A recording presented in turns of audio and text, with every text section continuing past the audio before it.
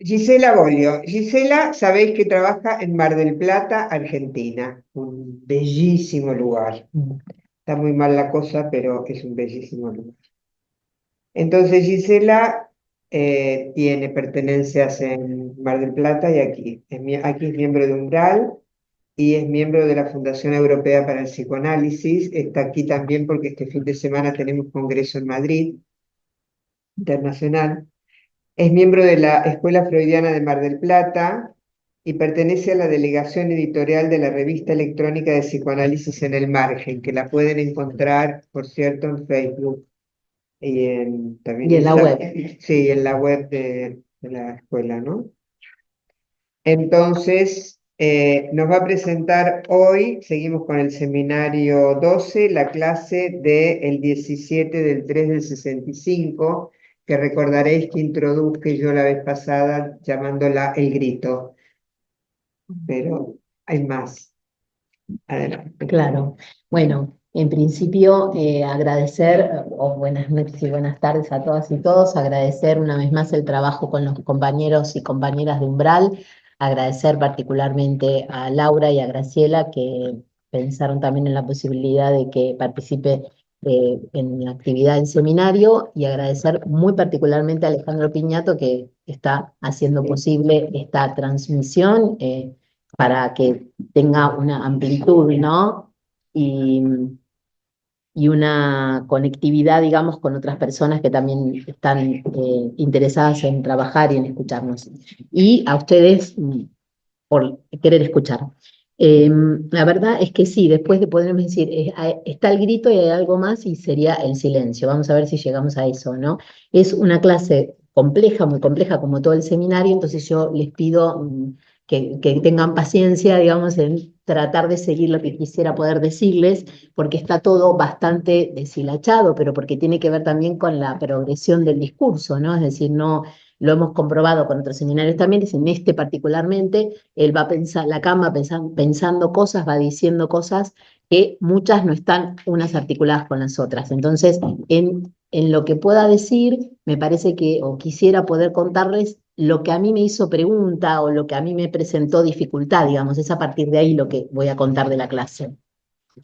No no un punteo muy específico, ¿no? Pero lo que a mí me hizo pensar.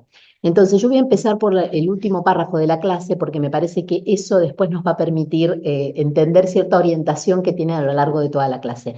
Él dice algo así, que si la articulación de las categorías del sujeto con el otro y con el A chiquito, en este caso lo está diciendo con el objeto, ¿no?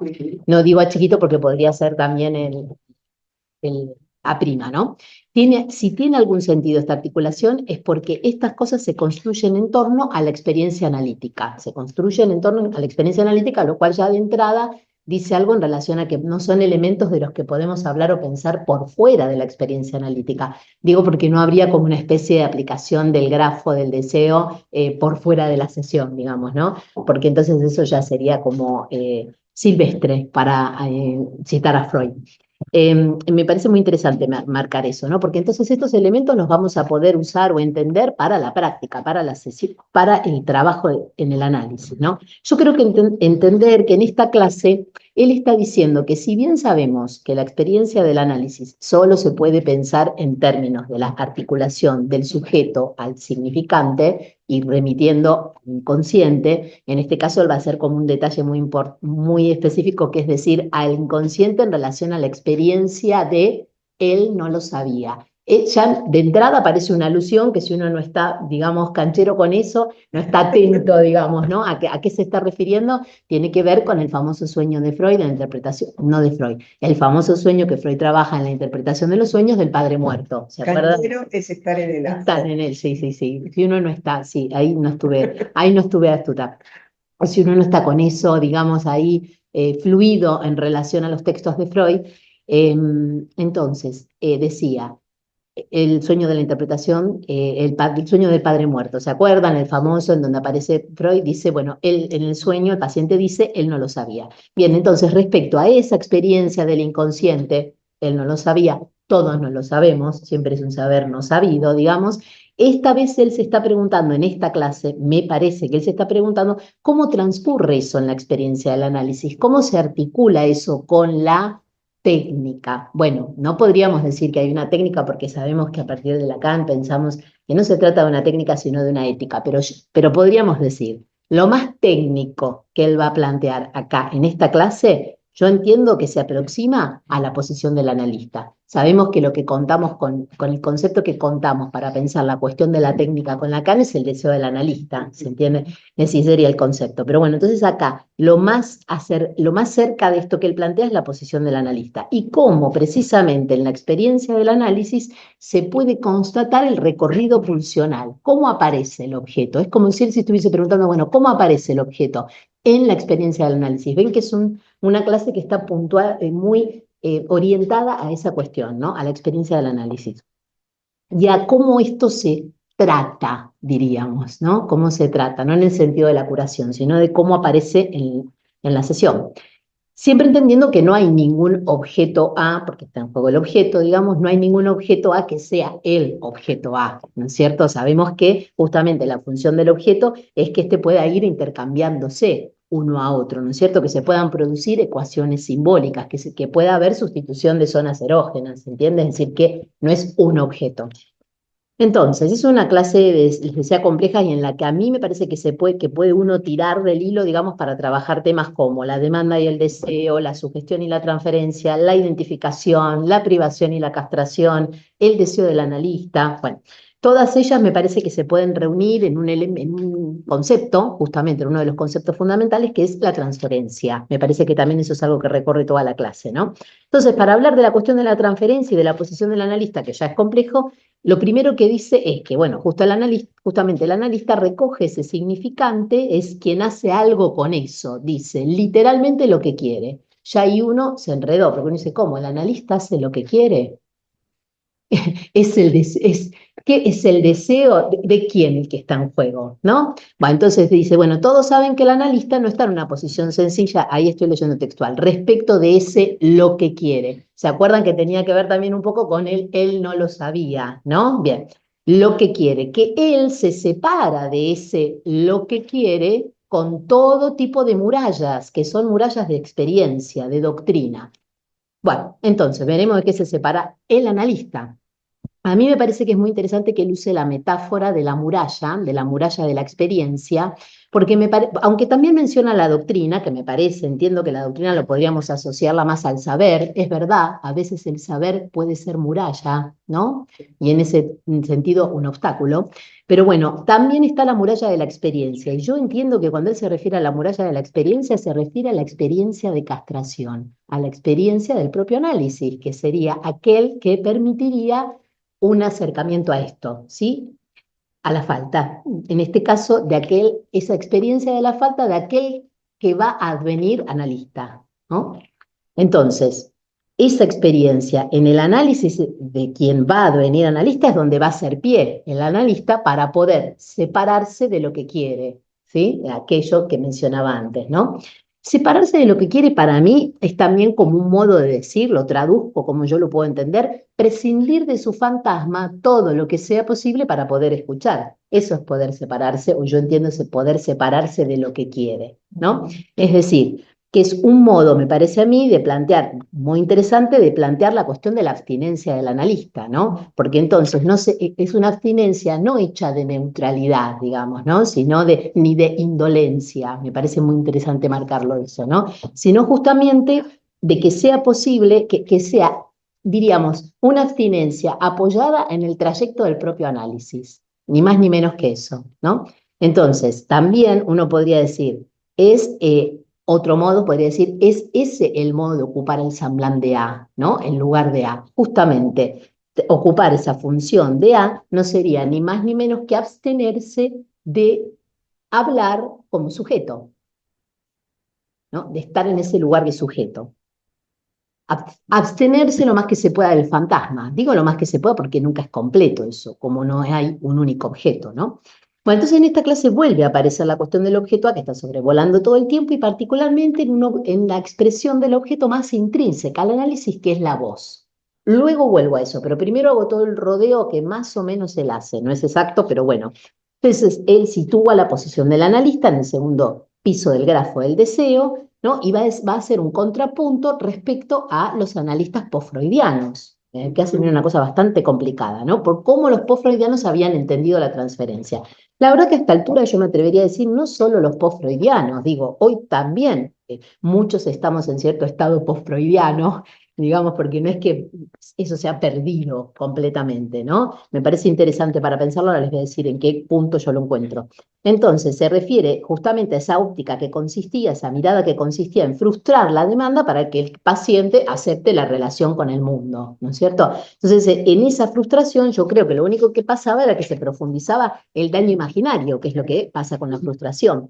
Digamos, y también podríamos decir, esa frustración de la demanda de la que se hablaba y de la que aún se puede hablar también, no digo que no ocurra, no es lo mismo que no satisfacer la demanda, que es en todo caso la orientación que encontramos con Lacan, ¿se entiende? Por lo menos yo les propongo el comentario de lo que yo pude leer, digamos, ¿no? Entiendo que no sería lo mismo.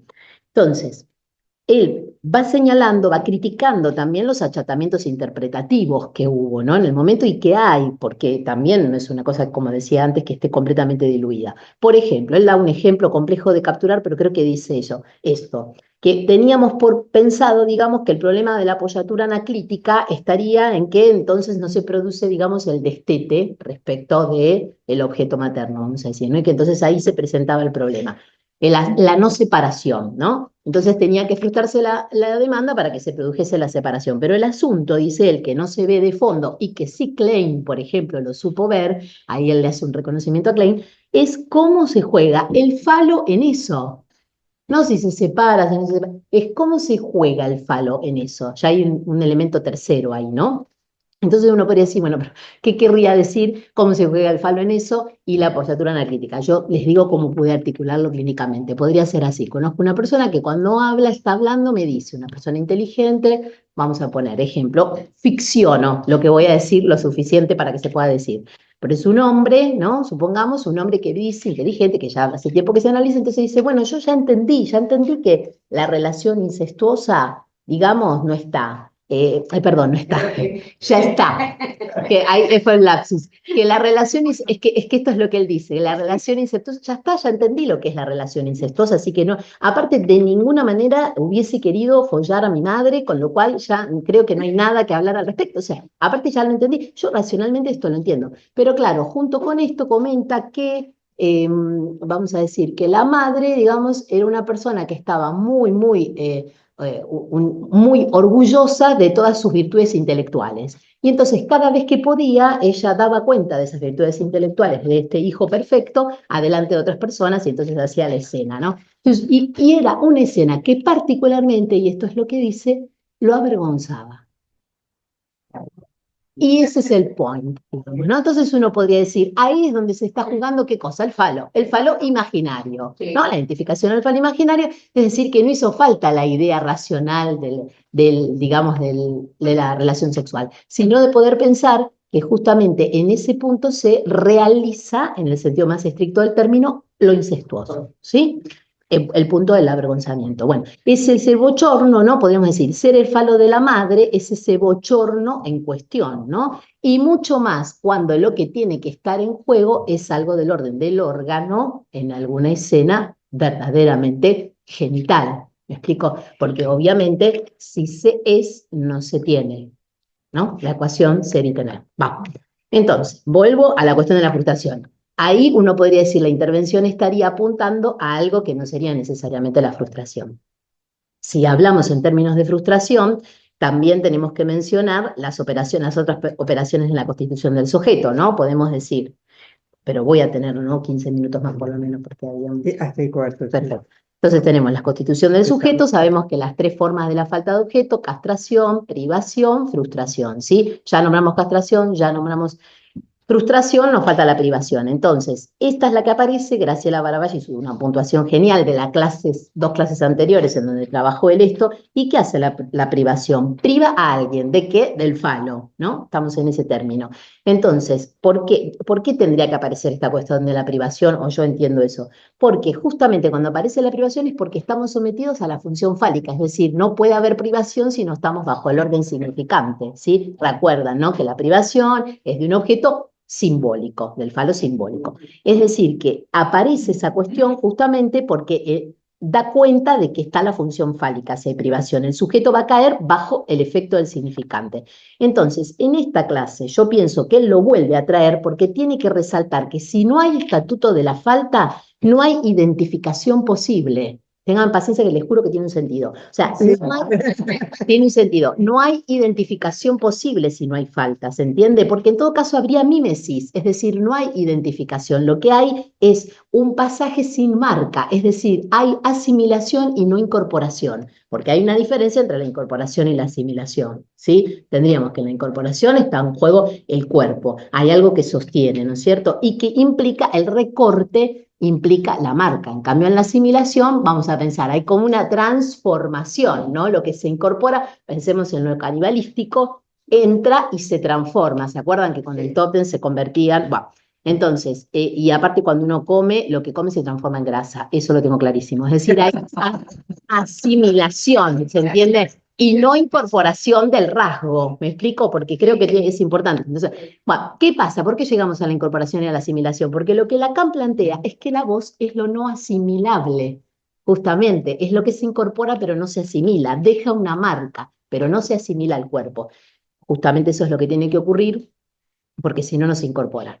Bueno, parece una obviedad, pero no. Entonces, si los análisis eran orientados por la frustración, lo que se produce en consecuencia es que tenemos la regresión al objeto, ¿no? Que es en el que se supone que el sujeto quedó fijado, pero claro, como si eso produciría cierto nivel de cura, no lo produce porque la dificultad que trae ese funcionamiento, yo creo que es esa la crítica que Lacan está queriendo hacer a los post-freudianos, es que el hablante, por un lado, queda como en una determinación respecto del objeto, ¿no? Porque sería que hay que pasar de un objeto a otro, de un objeto a otro, ¿no? De la frustración hasta llegar al trauma. Pero de esa manera el trauma queda como un hecho extranjero al análisis, ¿no? Como una referencia real del análisis. Y el punto, en todo caso, es lo que el análisis traumatiza.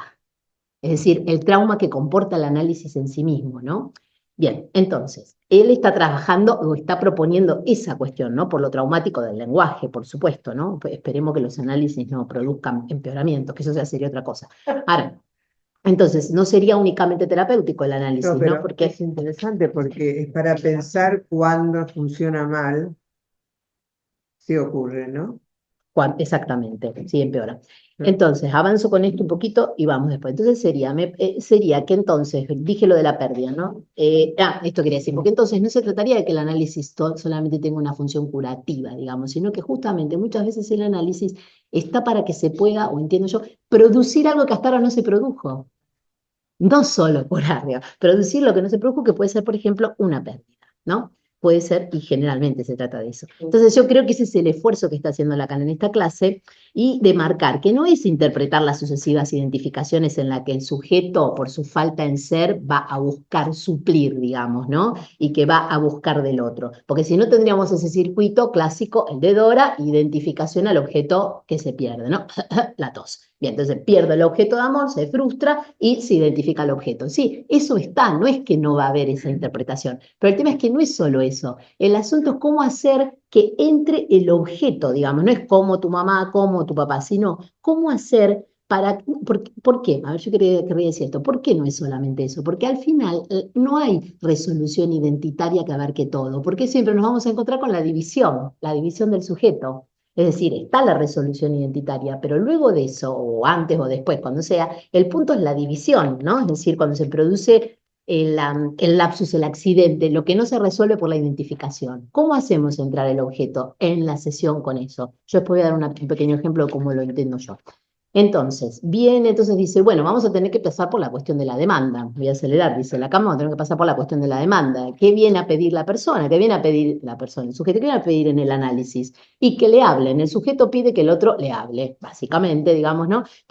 Pero que nos encontramos la paradoja de que el hablar mismo ya no recubre la significación de la falta en ser, con lo cual, ¿qué va a pasar? Que se va a seguir hablando, ¿no? Siempre hay un resto por decir. Y de eso se trata cuando se pone en juego, digamos, que hable quien viene a hablar y no quien escucha, ¿no? Justamente para que... Bueno, entonces, ahora, ¿cómo se hace? ¿Cómo entra el analista en todo esto, ¿no? Respecto de la estofa de lo que dice el analizante. ¿Cómo hace para que el analista de alguna manera erogeiniza el decir, podríamos decir, ¿no? Colabora para que eso pase, para que aparezcan los objetos pulsionales en lo que se dice. Siempre me acuerdo un ejemplo que le escuché decir a Norberto Ferreira que me encantó porque él habla de una manera en que la intrincación pulsional aparece en el hablar. Por ejemplo, cuando uno dice, es- mira, te voy a contar una cosa. Mira, te voy a contar una cosa. Resulta, es decir, que ahí está en juego la pulsión escópica, la pulsión oral, ¿sí? E invocante. ¿Se entiende? Es decir, en el decir mismo van a entrar los objetos y de eso se trata. Ahora bien, es impresionante lo que él dice cuando dice, ahora, esta cuestión del objeto, no es que los analistas lo hacemos entrar, yo lo entiendo así, eso no lo dice así Lacan, porque Lacan es más fino hablando, pero lo que quiero decir, claro, no es un descubrimiento, en realidad el objeto siempre está en juego y se refiere a los adivinos, teleguías, dice él, yo diría divinos, videntes, tarotistas, cualquier mancia al respecto, porque siempre, miren cómo lo dice, es una maravilla, es una maravilla. El hecho, el lugar tercero, el lugar del objeto, está ahí en juego también. Lo que pasa es que está manipulado por el adivino, ¿se entiende? No por el que. Entonces, por ejemplo, él dice, el hecho de que la sugestión se lo pueda hacer con medios extremadamente primitivos como el de la bola de cristal, simplemente nos muestra la función del objeto. Ahí está el objeto, o la bola de cristal, el objeto escópico. Nada más que eso está puesto en juego del lado del tarotista, me explico, y no del que habla. Volvemos al análisis, porque entonces la referencia tercera que en el análisis él va a decir que da cuenta de un modo privilegiado de la aparición del objeto es la voz. ¿Se acuerdan que era lo que decía al principio? Bueno, entonces dice la voz y el hablar, porque claro, cuando hablamos necesariamente se pone en juego la voz y la particularidad de que la voz sale por la boca y entra por el oído.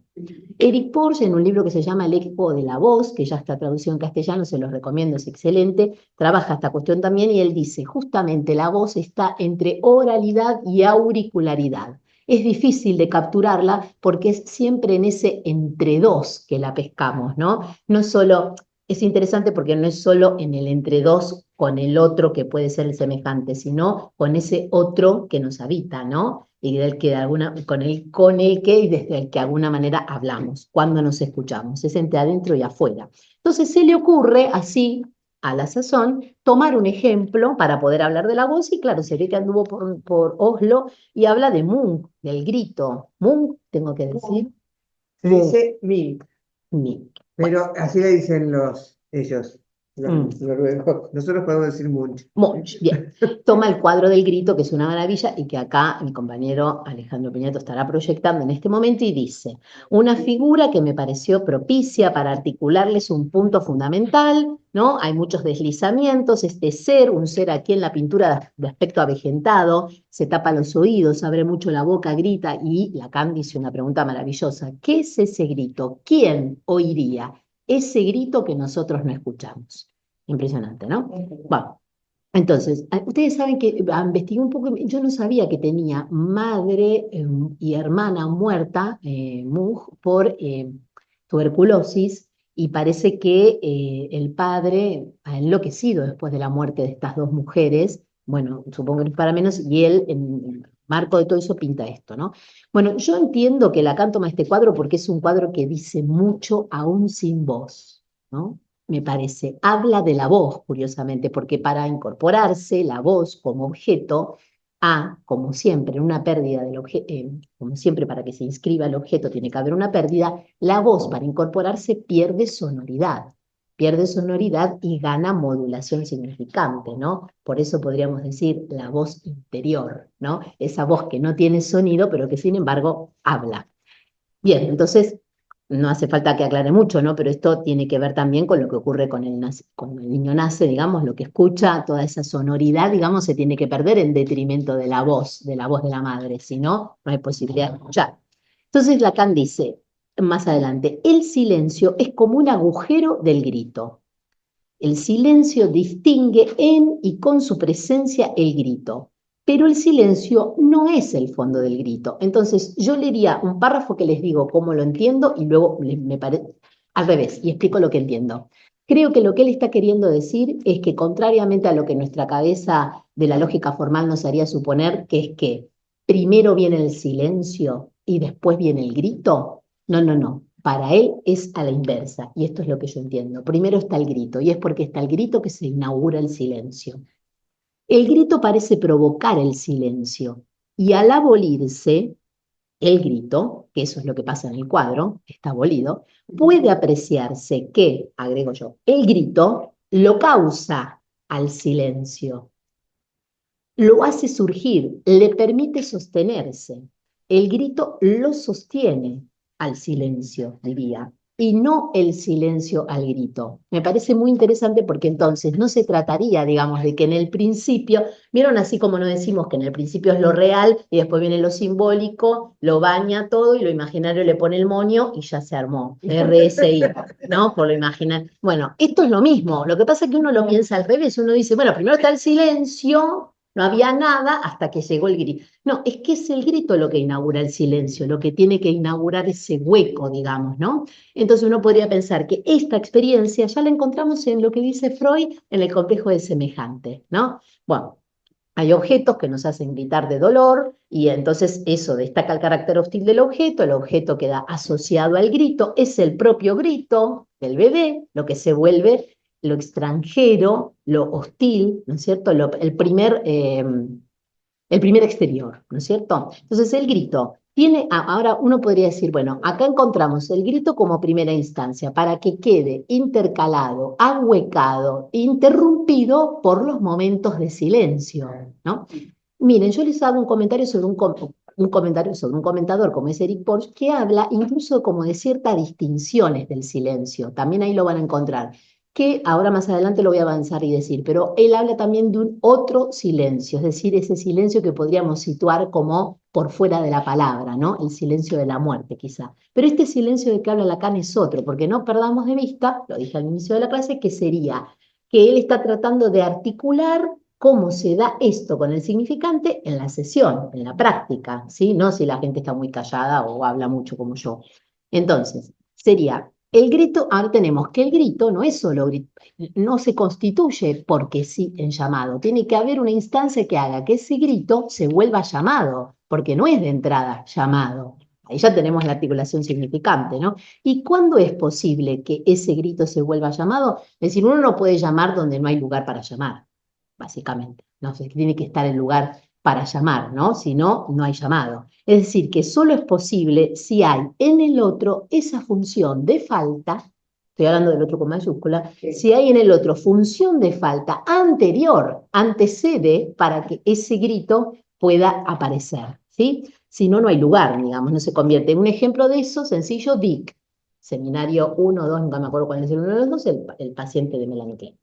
Si no produces, si se produce eso, entonces hay caja de resonancia, esa caja de resonancia que resulta ser el otro habitado por la falta para que el grito resuene. Ahora el punto es, uno se pregunta, ¿y por qué habla de todo esto? Habla de todo esto porque él lo que quiere situar es esa caja de resonancia que tiene que funcionar en el análisis y que es el analista escuchando, ¿sí? Ahora, eso no sería posible sin el silencio. Y en este caso, él sitúa algo. El silencio, esa referencia al silencio que estamos haciendo, ¿es igual a callarse? No, porque el callarse no es el silencio. La presencia del silencio no implica de ninguna manera que no haya allí alguien que habla, ¿sí? Es decir, no es la mudez en el sentido de que no haya resonancia, ¿no?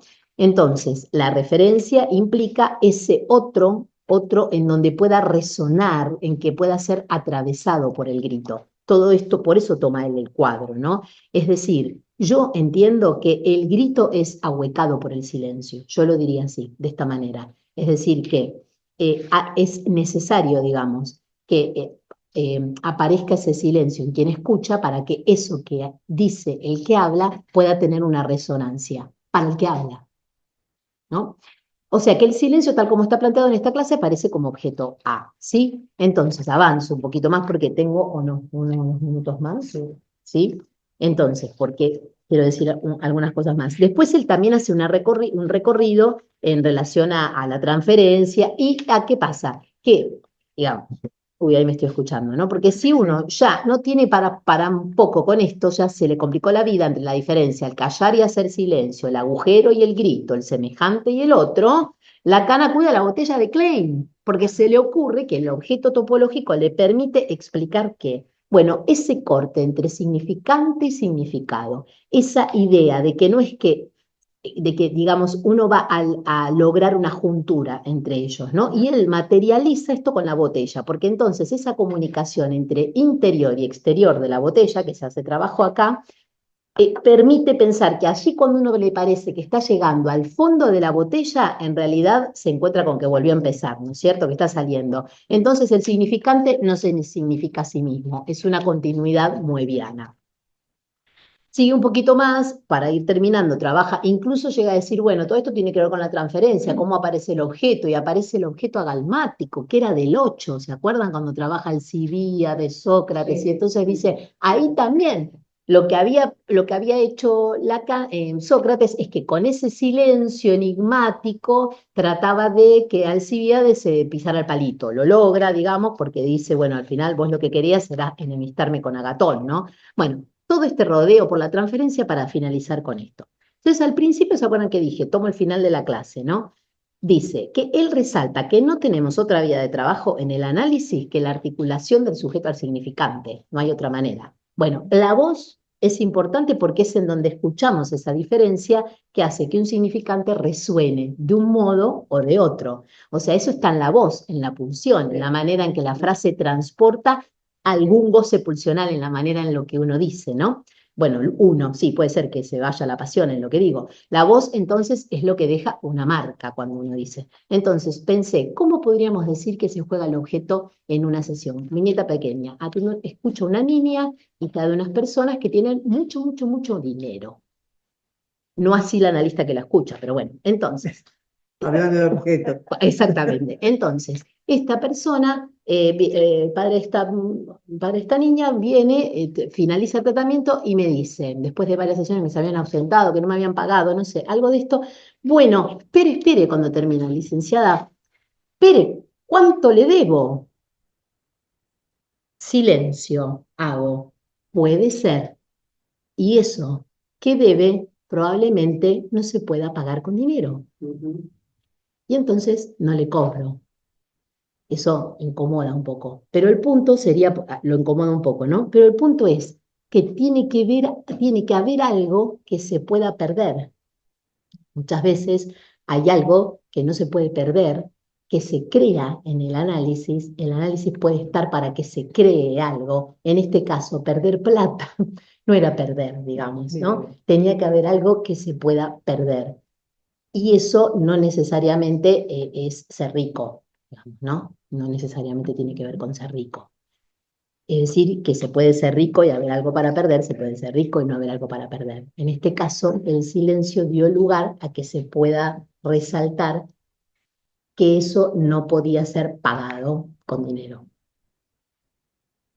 Y me parece que hizo que se produjese, digamos, este ahuecamiento de lo que no tiene precio y que se pierde de todas maneras. Bueno, gracias por escucharme.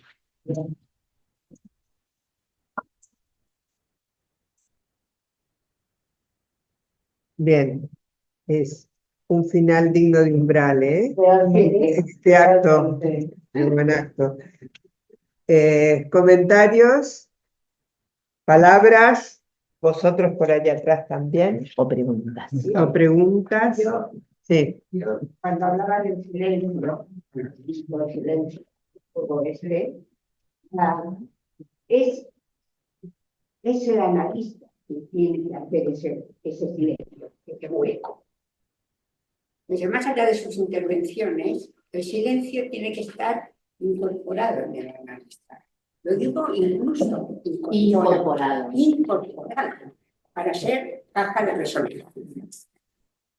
Cosa que solamente lo logran en tu trabajo de análisis primero, la de venir analista. Pero tiene que estar incorporado, no sé cómo decirlo, tiene que ser esa caja de resonancia. La caja de resonancia es hueca, solo el otro la hace resonar. Y ese hueco es el silencio, eso.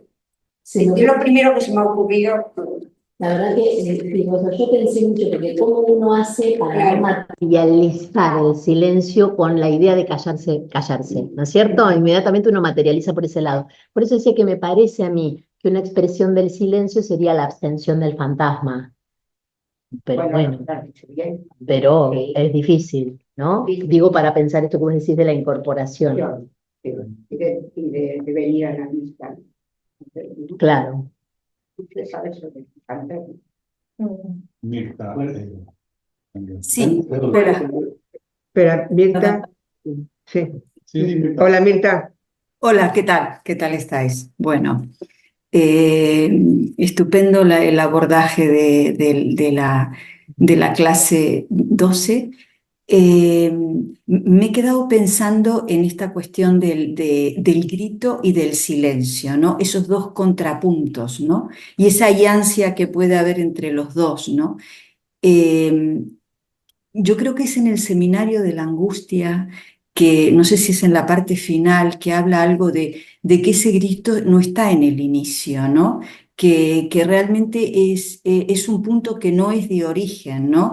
Como que sería un punto terminal, ¿no? Es decir, se trataría de algo, ¿no? Es decir, un punto terminal de arribo, ¿no? De alguna manera y digamos que el grito sería como un efecto de cesión, ¿no? De sustraer algo, de una sustracción, ¿no? Eh, digamos que es algo como, no sé, podríamos pensar en una, creo que lo cita en el Seminario de la Angustia, como una angustia primitiva, ¿no? Efecto de una sustracción, de eso que se desprende un poco de la relación entre el sujeto y el otro, ¿no? Entonces, un poco al hilo de todo esto, pensaba efectivamente si el efecto, no sé qué piensas, Gisela, si el efecto del análisis sería el silencio, es decir, que de alguna manera cese el grito, ¿no? Como que ese sería un poco el contrapunto, ¿no? En esta cuestión de estos, podríamos decir, opuestos, ¿no? Entre el grito y el silencio, ¿no? Si el efecto de la experiencia de un análisis sería el cese del grito y sería el silencio. Por aquí lo dejo. Gracias, Mita, por la pregunta. Me parece, contesto ahora, me parece muy interesante porque uno podría pensar, depende de qué circunstancia, ¿no? Porque mientras te escuchaba señalar la cuestión del grito como el final de un trayecto, pienso, por ejemplo, en el tratamiento de alguna presentación autística. Justamente el grito sería el final del trayecto. Bueno, el final del trayecto. El final de un trayecto para que comience otro. Por ejemplo, ante el mutismo, lo digo por mi experiencia en tratamientos con trabajos con niños, en donde del mutismo se pueda pasar al grito para que entonces exista la posibilidad del silencio. Sí. Y en todo caso, implica que la palabra está en función. ¿Sí? ¿Se entiende? Parece paradójico, pero es decir, que en ese caso sí el grito creo que sería. Ahora bien, no sé si eso podríamos pensarlo para todas las circunstancias. Ahí queda claro cómo en el análisis sería la inauguración de algo, ¿no? Vieron que no sería la resolución del trauma, sería la creación del trauma. En ese Sí, caso. sí, sí. Y Ahora, más en niños autistas, ¿no? exacto. Ahora habría que ver cómo sería la cuestión, no se me había ocurrido para nada pensar el silencio como ese espacio de acallar, digamos, algo. Está muy bien porque lo pienso también respecto del impedimento, ¿no? Es decir, poder abstenerse, poder impedirse, poder hacer silencio, es todo un ejercicio y que justamente tendría que ver con, me parece, esto que planteás, ¿no? En relación, sí, a lo que introduciría un análisis. Puede ser. Sí, no lo había pensado, gracias. Propongo que pidan palabras y vamos a hacer una rueda de 2 o 3 palabras y luego darle la palabra Marcelo también. Mar- Primero, Raúl. Sí, no, estaba pensando en la relación, la posible o no relación entre el grito y la demanda, porque de alguna manera hacer silencio es no responder a la demanda, lo cual no quiere decir quedarse callado, ¿no? Una posibilidad sería subrayar el significante que está ahí incidiendo. Y no aclarar, no hablar, sino utilizar el significante que el paciente le está dando a través del grito. Para que se relance. Marcelo. sí, Marcelo. Sí, muy interesante tu trabajo, Gisela. Lo que me hizo pensar justamente en una sesión con un niño de estos llamados TEA, junto con la madre, en la cual el niño primero juega conmigo unas cosas, bueno, a tirarnos unos aviones uno contra el otro. Es una sesión buena, en este caso, pero en un momento dado quiere construir otro avión, le sale mal y se pone haciendo un berrinche terrible, ¿no? Se pone a gritar. Hoy escuchaba en la cadena SER justamente todo un debate alrededor de si está bien a un niño de 3 años meterlo en una piscina con agua fría para que se le corte el berrinche. Bueno, la cuestión es que en este caso la cuestión es cómo acoge el otro efectivamente el grito, ¿no? Lo que yo entendí que el niño, porque la madre me hace el comentario de que le pasa lo mismo cuando no puede escribir bien, ¿no? O que escribe muy mal las letras, entonces hace berrinches. Y yo lo que entendí es que en el fondo el niño no soporta la mirada de la madre, que la madre esté controlando constantemente allí y que por lo tanto él no pueda, por decir así, equivocarse, fallar, ¿no? Y digamos, es decir, es una mirada que controla y por lo tanto no acoge, ¿no? Eh, Sin embargo, en la sesión, en ese momento la madre y yo le pudimos decir, bueno, no pasa nada si te equivocas, ¿no? Que es una manera de acoger el grito diciendo algo, sencillamente, ¿no? Sin un silencio total, ¿no?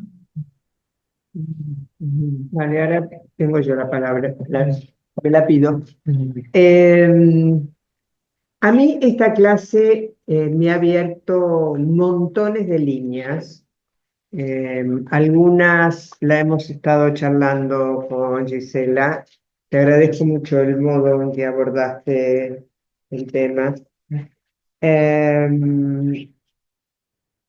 Primera cuestión, la distinción entre callarse y el silencio. No es lo mismo. Belinsky trabajó en un texto hace muchísimos años esta distinción y él decía que callarse es del orden de lo consciente y que el silencio era lo que no se puede decir. A grosso modo lo digo, ¿eh? Y entonces me lleva al libro de Marie Cardinal, Las palabras para decirlo. No sé si lo habéis leído, si no, es muy recomendable. Y es verdad que uno encuentra ella encuentra a quien escuche las palabras para decirlo luego de una internación hospitalaria, una histérica considerada loca, ¿no? Y la interna en un horror. Y un síntoma terrible le desaparece luego de la primera entrevista con el analista. Hábleme de otra cosa. Sí, porque encuentra, ¿no? Este lugar para la demanda, ¿no? Para hablar del otro, en realidad. Y entonces pensaba que efectivamente en el análisis se encuentra el camino de las palabras para decir, para ser dichas, pero hay algo que no puede ser dicho con la palabra, que nunca podrá ser recubierto con la palabra, ¿no? Con lo cual hay un silencio que tiene que ver con el fin de la cura, de este punto de de saber que no podrá ser dicho algo ahí, ¿no?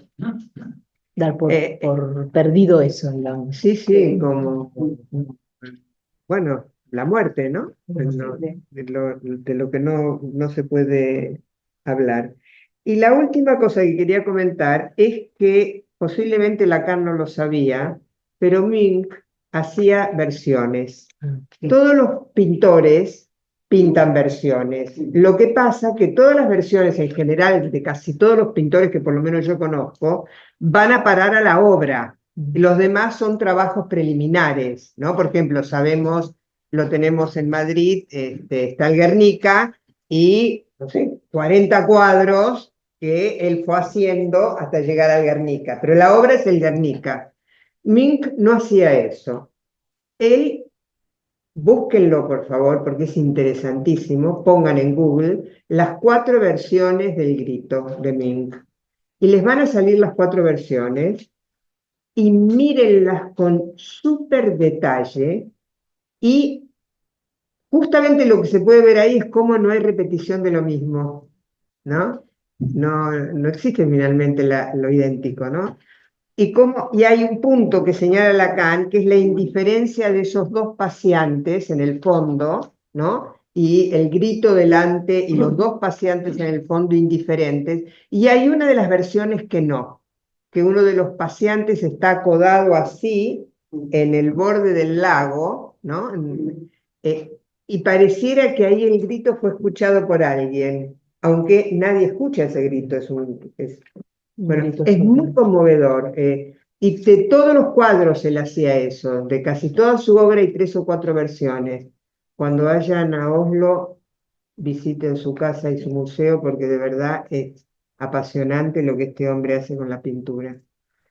Y una cosa más, Sí, lo que quieras. a partir de esto que vos dijiste, y también en relación, a partir de lo que, la voz, el grito, a partir de lo que decías vos, Laura, de lo que decía Rosa y también de lo que decía Marcelo, pensé, o por lo menos para mí, se abre, digamos, a pensar una nueva cosa que, para no dejar resuelto, digamos, ¿no?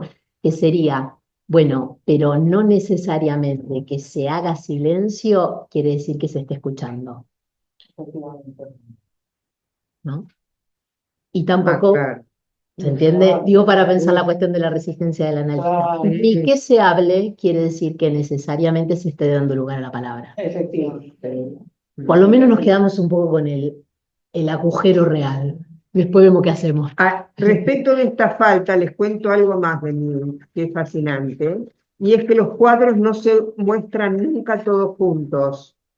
Cuando yo estuve en Oslo, se mostraban cada uno un día para que no se deterioren, y hoy leí que se están mostrando cada hora uno diferente.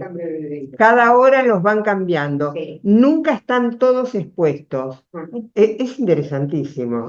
Tiene como una Realmente. lógica psicoanalítica. Totalmente, ¿no? El no todo, la no repetición de lo idéntico, bueno, la identificación, está alucinante cómo este hombre en su obra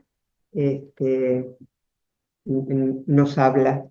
También Lacan toma que ahí es un detalle, ¿no? Muy, que ahí sitúa que es que ustedes ven que está dividido, aparece esta división, él dice que encarna el cuadro la división por la baranda, ¿no? Sí. Y ese reflejo, ¿no? Reflejo. No sé, es una cosa que, bueno, esto. Muchas gracias. Muchas gracias a ti.